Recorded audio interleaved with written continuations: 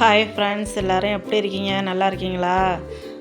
நம்மளோட hair oil எப்படி ready பண்ணுறோம், என்னென்ன இன்க்ரீடியன்ட்ஸ் சேர்த்துருக்கோம் அப்படிங்கிறத வாங்க இந்த வீடியோவில் பார்க்கலாம்.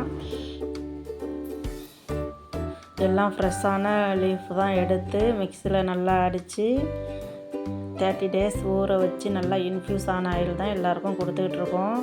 பாருங்கள் எவ்வளோ ஒரு க்ரீனிஷாக இருக்குது அப்படிங்கிறத பாருங்கள். வெயிலில் காய வச்சுருக்கோம். கொஞ்சம் வீடியோக்காக எடுத்துகிட்டு வந்து காமிச்சிருக்கேன் பாருங்கள். நிறைய ஆப்ஸ் ஆட் பண்ணியிருக்கு.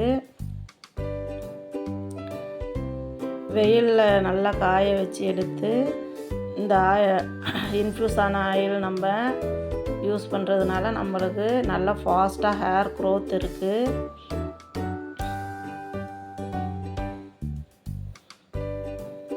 ஸோ நான் இப்படி தான் இந்த மெத்தடில் ரெடி பண்ணி எல்லாருக்கும் கொடுத்துக்கிட்டு இருக்கேன். பாருங்கள், நம்ம அடுப்பில் வச்சு காய்ச்சுறதோ இது பண்ணுறதோ கிடையாது.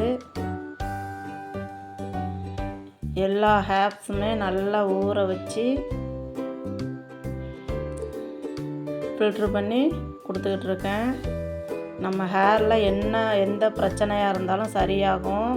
இளநரை பிரச்சனை, ஹேர் ஃபால், ரொம்ப நாளாக ஹேர் ஃபால் ஆகிறது, அந்த முடி கொட்டின இடத்துலலாம் நியூ முடி வளரவும் செய்யும். ஹேர் நுனியில் சில பேருக்கு உடையும், அதெல்லாம் க்யூர் ஆகும். ரிட்டர்ன்ஸ் வர்றது எல்லாமே க்யூர் ஆகுங்க. இந்த ஹேர் ஆயில் நம்மளுக்கு நல்ல ஒரு பெஸ்ட்டு ரிசல்ட்டை கொடுக்கும். நான் இந்த மெத்தடில் தான் ரெடி பண்ணி எல்லாருக்குமே கொடுத்துக்கிட்டு இருக்கேன்.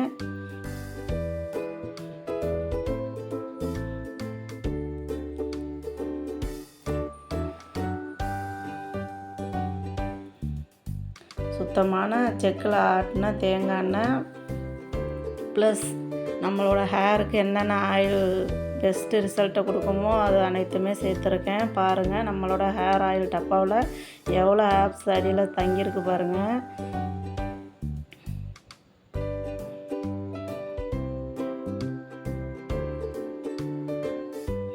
கொதிக்க வச்சோம்னா அதோட தன்மையை இழந்து நல்ல பாக்டீரியாஸ் எல்லாம் அழிஞ்சிரும்.